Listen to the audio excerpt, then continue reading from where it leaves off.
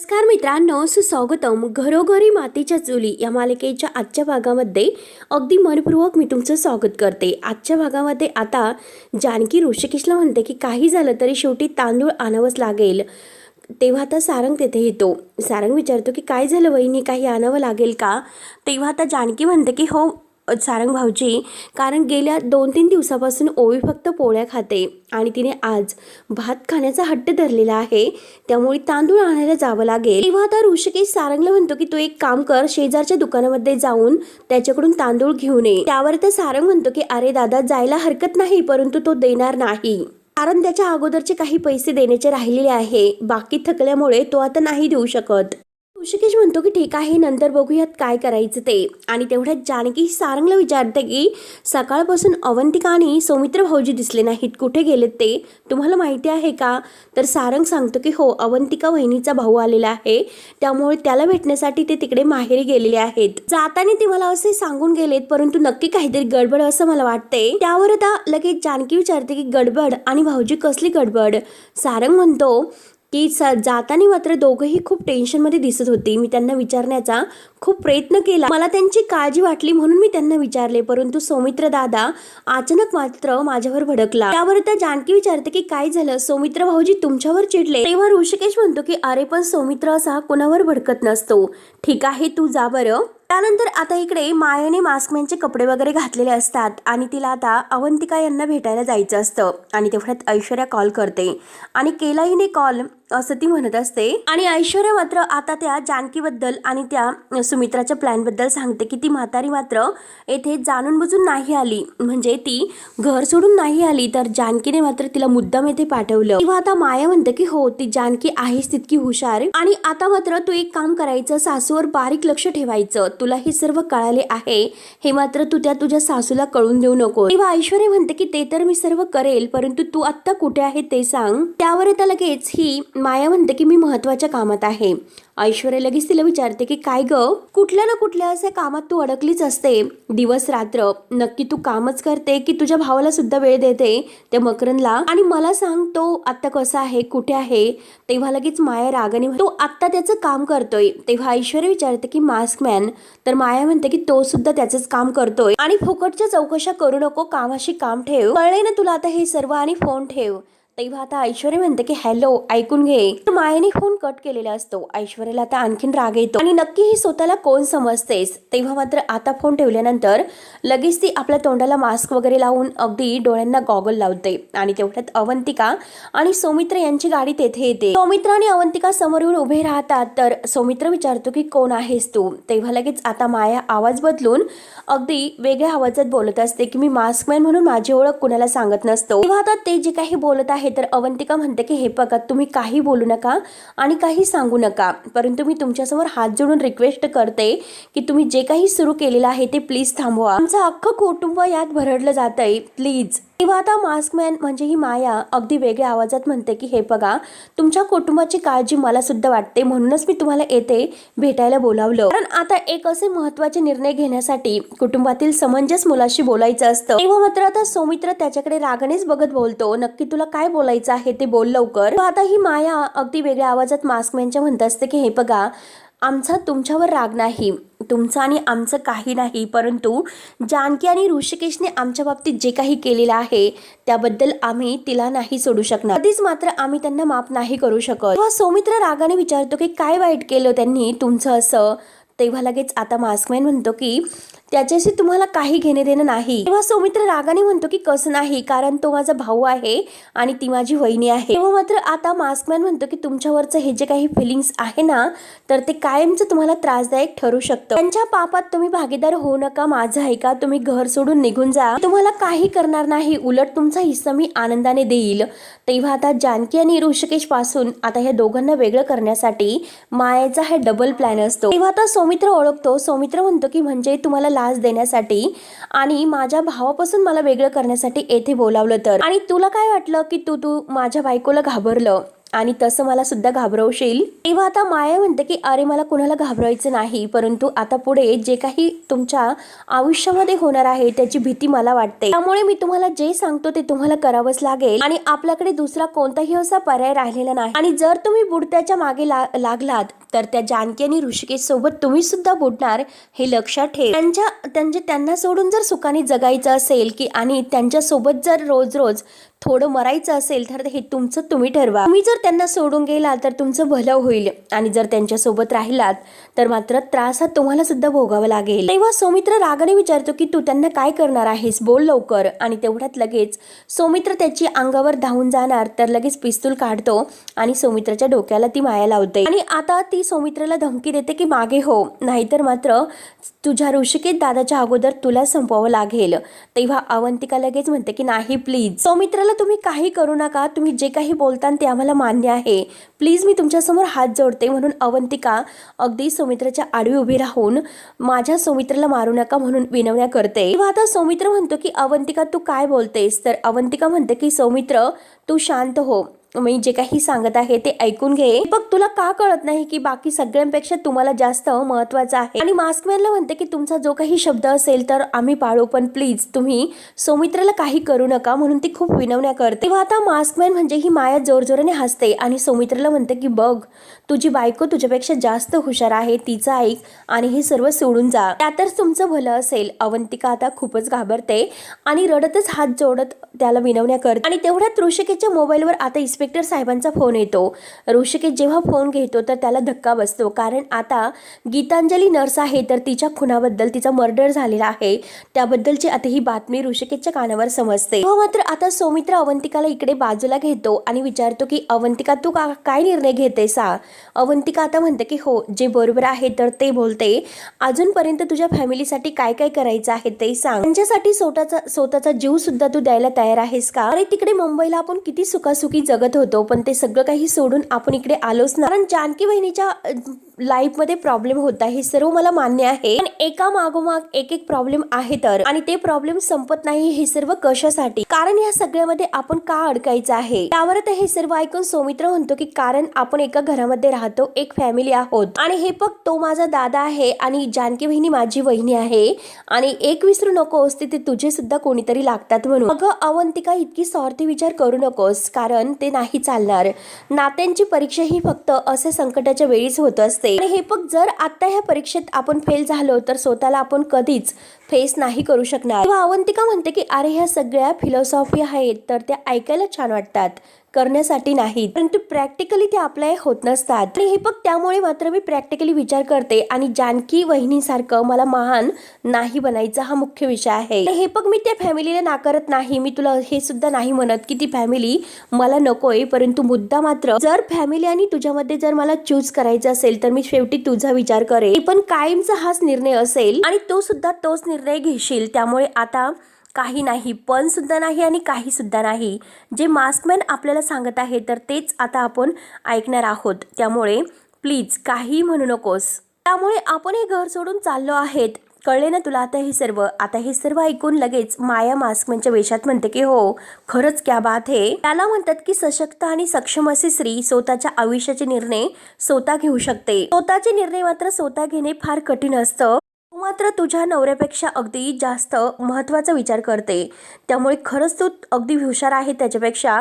आणि डोक्याला हात लावत म्हणते की काही निर्णय येथून घ्यायचे असतात, आपल्या हृदयातून नाही तर डोक्यापासून. आणि हे बघ आता मी तुझ्या नवऱ्यापेक्षा तुझ्यावर जास्त विश्वास ठेवेल, कारण फक्त बोलण्यातून नाही तर जे काही आहे ते तुला करून दाखवायचं आहे. तुमचा हा फायनल डिसिजन झाला असेल तर प्लीज मला कळवा. तेव्हा अवंतिका विचारत पडते, परंतु सौमित्र स्पष्ट विचार म्हणजे त्याचा निर्णय देतो की अवंतिका हे बघ मला हे सर्व मान्य नाही, मी माझ्या फॅमिलीला सोडून कुठेही नाही जाऊ शकत, किती काही झालं तरी मी माझ्या फॅमिलीला नाही सोडणार.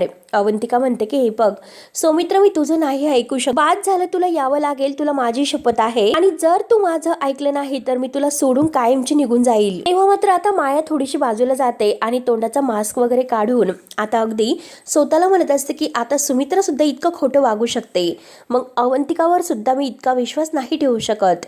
ती खरं वागते की खोटं वागते हे मला बघावं लागेलच, तिच्यावर सुद्धा मला बारीक लक्ष ठेवावंच लागेल. आणि तेथून ती निघून जाते. त्यानंतर मात्र आता इकडे ऐश्वर्या सुमित्रावर लक्ष ठेवून असते. सुमित्रा मात्र मोबाईल बघत असते. ऐश्वर्या तिच्या मागून येऊन तिच्याकडे बघत आता मनात म्हणते की माझ्याशी गोड गोड बोलते आणि मुद्दा मला त्रास देण्याचा प्रयत्न करत होती. माझ्या हातचं तुला जेवायचं होतं, मी पाहुणचार तुला करायला हवा होता, आता मात्र बघ मी तुझी काय अवस्था करते, तुला काय त्रास देते. आयुष्यभर असा पाहुणचार तुझ्या लक्षात राहील. तर सुमित्राला त्रास देण्यासाठी ऐश्वर्या एक प्लॅन करते. आता मात्र तिला जेवणातून जे काही द्यायचं आहे, म्हणजे तिला आता अगदी ती गॅसवर पोळी आहे तर ती खूप अशी जाळते आणि ती पोळी पूर्णपणे जाळून मात्र सुमित्राला ती ताट करते आणि भाजीमध्ये जास्त मीठ टाकते आणि ते ताट करून त्यावर ताटावर झाकण वगैरे घेऊन आता ती सुमित्रासाठी घेऊन येते आणि स्वतःला म्हणते की चला तर सासूबाई आता जेवण करून घ्या. आणि आता सुमित्रा बिचारी मोबाईलमध्ये बघत असते आणि तिला त्रास देण्यासाठी आता हिचं हे सर्व नाटक सुरू असतं. मला ताट घेऊन येऊन म्हणते की घ्या सासूबाई, जेवण वगैरे करून घ्या आणि चला, मला खरंच तुमची काळजी आहे, वेळेवर जेवण करत जा. तेव्हा लगेच आता ते ताट आहे तर ते ताट जेव्हा सुमित्रा बघते आणि म्हणते की काय ग ऐश्वर्या, हे सर्व काय आहे, पापड आहे की अगदी करपलेला म्हणजे पापड वगैरे आहे का की पोळी आहे. आणि आता ऐश्वर्या म्हणते की हे बघा, जेवणाला वगैरे असं नाव ठेवायचं नसतं, जर जेवण आहे तर. सुमित्रा म्हणते की अगं ते जेवण आहे का, बघ ना, जेवण म्हणजे अन्नासारखं वाटतं का. सुमित्रा जेव्हा आता भाजीचा एक घास घेते, इतकी खारी भाजी असते तर आता सुमित्रा अगदी तोंडातून काय करू, फेकून देऊ की काय असं तिला होतं. तेव्हा आता ऐश्वर्या विचारते की काय झालं, जरा सावकाश सावकाश बर का. तेव्हा आता सुमित्रा विचारते की अगं किती खारट आहे, अख्खी बरणी ओतली की काय, आणि काय झालं ऐश्वर्या, तू का अशी वागतेस. तेव्हा आता ऐश्वर्या मुद्दाम खोटं बोलते आणि म्हणते की काय करू, कारण आज मात्र घरातील कोणत्याही कामात माझं लक्षच लागत नाही. आणि हे बघा आई, मी तुम्हाला सांगणार नव्हते, अगदी गोड बोलण्याचा प्रयत्न करते. आई हे बघा, मला खरंच तुमचं खूप टेन्शन आलेलं आहे हो. त्यावर तर सुमित्रा विचारते की काय झालं, तुला माझं टेन्शन आलं का, पण इतकं टेन्शन. आई हे बघा, आता मात्र त्या मास्कमॅनने तुम्हाला उद्या भेटायला बोलावलं आणि तो माणूस तर खरंच खूप डेंजर आहे, त्यामुळे मला तुमची भीती वाटते हो. आता ऐश्वर्या मुद्दाम हे सर्व सुमित्राला बोलून घाबरवण्याचा प्रयत्न करायला सुरुवात करते. आणि हे बघा, तो मात्र असं कुणाला भेटायला येत नसतो आणि पहिल्याच आता भेटीमध्ये तो तुम्हाला अगदी भेटायला तयार झाला, हे मात्र नक्की तरी गडबडच आहे. आई मला खरंच खूप भीती वाटते आणि त्याच टेन्शन मध्ये मात्र हे जेवण आहे तर ते पूर्णपणे माझं गडबड होऊन गेली. आता ऐश्वर्या बरोबर सुमित्राशी खोटं वागून तिला त्रास देण्याचा प्रयत्न करते. तेव्हा आता सुमित्रा म्हणते की अगं पण मी हे खायचं कसं, मला एक अशी भूक लागलेली आहे, काय करू, इतकी भूक लागली तू दुसरं माझ्यासाठी काहीतरी बनवून दे. तेव्हा ऐश्वर्या तोऱ्यात रागात म्हणते की मास्कमॅनला भेटायला जायचं आहे ना. सुमित्रा विचारते की काय बोलतेस. आता ऐश्वर्या रागवून म्हणते की काय काय करू नका, मास्कमॅनला भेटायला जायचं आहे ना, मग ते दिलेलं आहे ना ते गपचूप गिळा आणि जे काही मी तुम्हाला सांगत आहे तेच करा. आता सुमित्रा म्हणते की अगं तू असं काय बोलतेस, थांब मी कावेरी ताईंना बोलावते. म्हणून ती कावेरी ताईंना आवाज देते की कावेरी ताई लवकर या. तर ऐश्वर्या तोऱ्यात म्हणते की ती घरामध्ये नाही आणि मी तुम्हाला सांगितलं की जे काही दिलेलं आहे ते खा म्हणून, आणि जर जास्त नाटकं केली तर हे सुद्धा मिळणार नाही, त्यामुळे जे काही खायचं असेल तर हेच गिळा. आता सुमित्रा रागाने विचारते की ऐश्वर्या तुला काय झालं, तू का अशी वागतेस ग माझ्याशी. तेव्हा ऐश्वर्या म्हणते की हो, मला सुद्धा हेच कळत नाही की तुम्हाला काय झालं, मास्कमॅनला भेटायचं आहे ना, मग जसे मी तुम्हाला दिलेले आहे तर तेच पोटामध्ये ढकलायचं, गिळा हेच. तेव्हा आता सुमित्रा बिचारी ते ताट आपल्यासमोर ओढून घेते आणि ती करपलेली जाळलेली पोळी आहे तर तीच अगदी दाताने कुरटत खात असते. तेव्हा लगेच आता खाता खाता विचार करते आणि ऐश्वर्याकडे बघत म्हणते की नक्की या ऐश्वर्याला काय झालं असेल, ती का अशी वागत असेल. तर अचानक तिचे जुने रंग दाखवायला हिने सुरुवात केली. नक्की काय, हिला काही कळाले की काय, काहीतरी गडबड आहे. परंतु मास्कमॅनला भेटण्याची ही संधी मात्र हातची जाऊन द्यायला नकोय. आणि तेवढ्यात बिचारे सुमित्राला ठसका सुद्धा लागत असतो. शेवटी आता त्या मास्कमॅनला जर भेटायचं असेल तर शेवटी नाईलाज म्हणून मला हे सर्व खावे लागेल असं ते आता विचार करते. ती करपलेली पोळी आहे तर तीच खात असते. ती त्रास होत असतो पण तरी सुद्धा पाणी पीत ती पोळी ती खात असते. त्यानंतर आता इकडे मायाने जे काही ह्या गीतांजली नर्सला मारून त्या टाकीमध्ये अगदी ओढून ताडून एका ठिकाणी आणून टाकलेलं असतं आणि तेवढ्यात तो जे काही तिचा मर्डर केलेला आहे तर तिची डेड बॉडी मात्र आता इन्स्पेक्टर साहेबांना एका ठिकाणी फेकून दिलेली सापडते. आणि त्या ठिकाणी मात्र आता पोलीस वगैरे आणि ऋषिकेश जानकी आलेले असतात. तेव्हा ऋषिकेश हे सर्व बघून इन्स्पेक्टर साहेबांना विचारतो की काय झालं साहेब. तेव्हा आता इन्स्पेक्टर साहेब विचारतात की मला सांगा तुम्ही हिला ओळखतात का. तेव्हा आता जानकी जेव्हा बघते तर जानकीला धक्काच बसतो. जानकी खूप घाबरते आणि रडतच म्हणते की ऋषिकेश अहो ही तर ती गीतांजली नर्स आहे. जानकीला मात्र आता खूप मोठा एक धक्का बसलेला असतो. त्यानंतर अवंतिका आणि आता सौमित्र हे मास्कमॅनला भेटून घरी गाडीतून येत असतात. अवंतिका सौमित्रला म्हणते की अरे मला हेच कळत नाही की सौमित्र तू असं का वागू शकतोस, एकदा तू आपला विचार कर ना.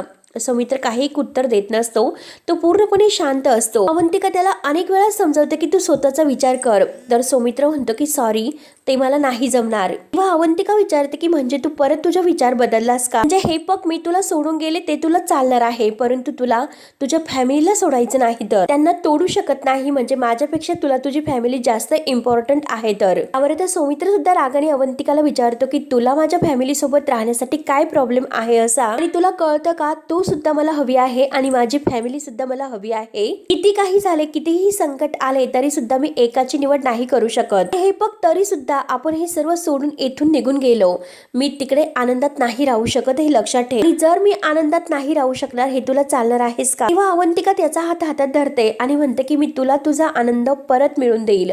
तुझा आता इथे जीव धोक्यामध्ये आहे आणि मला फक्त आणि फक्त तू सुखरूप हवा आहे. आणि सौमित्र तुला काय हे सर्व कळत नाही रे. मास्कमॅनने मात्र जी ऑफर आपल्याला दिलेली आहे तर ती प्लीज स्वीकारून आपण हे घर सोडून कायमचं निघून जाऊ. प्लीज सौमित्र प्लीज माझा ऐक. तर सौमित्र म्हणतो की आपण जर इथे सोडून गेलो आणि त्या मास्कमॅनने दादा आणि बहिणीला जर काही केलं तर आपण काय करणार सांग ना. तेव्हा आता अवंतिका म्हणते की प्लीज हे बघ पुढच्या ज्या काही गोष्टी आहेत त्या आपल्या कंट्रोलमध्ये नाहीत आणि प्रत्येक गोष्टीचा विचार आपण आता नाही करू शकत. तेव्हा आता सौमित्र म्हणतो की अवंतिका हे सर्व तू बोलतेस, अगं तुला कळतं का तू काय बोलतेस ते. अगं अवंतिका तू इतकी वाईट नाही आणि तू तर माझ्या फॅमिलीमध्ये छान अशी रुळली होती. जानकी बहिणीला तू तुझ्या बहिणीसारखं मानते, आई आणि नानांना सुद्धा तुझ्या आईबाबांसारखं मानते. अगं मग असेही प्रेमाची जोडलेली नाळ तू इतक्या सहजपणे तोडून टाकणार का. आणि हे बघ अवंतिका माझं ऐकून घे, आता हे जे काही घडलं या मास्कमॅनची ऑफर वगैरे हे सगळं काही खड्ड्यात गेलं, त्याचा विचार करू नको. तुला कळत आहे का मास्कमॅन आपल्याला आपल्या घरापासून वेगळं करण्याचा प्रयत्न करून